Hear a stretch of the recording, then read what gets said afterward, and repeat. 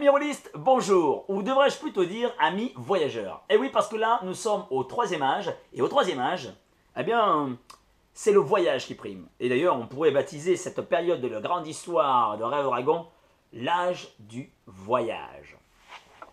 La civilisation ancienne, tout ce qui composait cet empire de magie et de pouvoir, est complètement détruit. Il ne reste que des ruines post-apocalyptiques et le monde est si vaste et si mystérieux que les îlots de vie humaine, de civilisation humaine, répartis dans des endroits très reculés et vivant en autarcie très souvent, avec très très peu de relations entre elles, mais bien, tous ces îlots de vie vivent dans la terreur du grand réveil des dragons. Oui, parce qu'on le craint, ce réveil des dragons.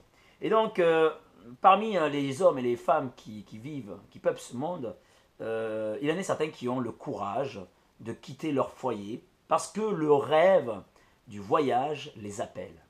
Ce rêve du voyage, il est né au second âge, quand à les périodes impériales, où la puissance de la magie était telle que un empire global avait emprise sur toutes les contrées, eh bien, il était coutume de bannir en fait ceux qui ne respectaient pas la loi en les jetant dans des déchirures de rêve. Les déchirures de rêve, je vous rappelle, sont des ruptures de la trame du rêve. Et donc ces gens qui étaient lâchés comme ça dans des déchirures de rêve se retrouvaient livrés à eux-mêmes sans rien. Et donc ils partaient en voyage et au fil des rencontres se retrouvaient des fois même en groupe de voyageurs et ont tissé cette trame du désir du voyage et ont ensemble créé des compagnies de voyageurs. Et arrivé au bout d'un certain temps, la fatigue et l'âge ayant érodé l'énergie de ces hommes et ces femmes, certains se sont établis dans des villages et ont créé des auberges qu'on appelle des auberges du voyage. Et donc c'est souvent dans ces lieux que les voyageurs du troisième âge s'arrêtent pour pouvoir prendre un repas bien mérité et dormir une belle nuit réparatrice. Donc sur ce troisième âge, les grands dragons donc, se seront rendormis et bon, tout va bien, si ce n'est qu'il y a une multitude de créatures assez mystérieuses et nouvelles d'ailleurs, nouvellement venues, qui sont rêvées par les dragons et qui viennent terroriser donc, ces populations.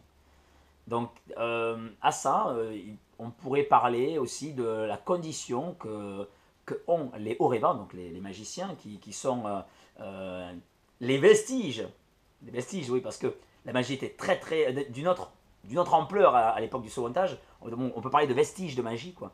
Alors, ces hauts-rêvants ne sont pas les bienvenus, parce qu'on sait qu'ils sont responsables du grand réveil des dragons. Donc si vous jouez un haut-rêvant dans Rêve Dragon au troisième âge, je vous suggère vivement d'être très discret, parce que ça va vous risquer d'avoir des petits soucis, même de gros soucis, qui vous amèneront directement au pilori ou au bûcher. Qu'est-ce qu'on pourrait dire d'autre? La langue. La langue, en fait, a été lissée au second âge avec l'Empire, parce que ce pouvoir était tellement grand qu'ils avaient carrément créé un empire. Et donc, les langues ont été érodées, effacées, perdues. Et donc, c'est la langue du voyage qui prime sur beaucoup d'autres langues. Concernant les rencontres qu'on peut faire dans le troisième âge, évidemment, il y a toujours des groins, des sinophérox, des tortemox, et toutes ces créatures, mais d'autres créatures encore dont je ne vous parlerai pas parce que vous allez les découvrir en jouant à ce jeu merveilleux.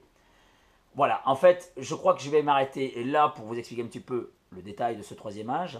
Vous pourrez le découvrir en lisant les lignes de ce fantastique jeu de rôle. Si vous avez des questions, n'hésitez pas à les poser juste en dessous, en commentaire. Abonnez-vous à cette chaîne si vous y trouvez votre compte. Et puis, les petits pouces bleus, c'est toujours sympa d'en poster. Ça prouve quand même, ça met du chaud au cœur. On se dit, ouais, il y a des gens qui apprécient, donc on va continuer parce qu'il y a des gens qui sont intéressés par ce fantastique jeu et par tout ce qu'on peut avoir d'intéressant au travers de Rêve Dragon. Donc je vous remercie, je vous dis à très bientôt et bon jeu à vous.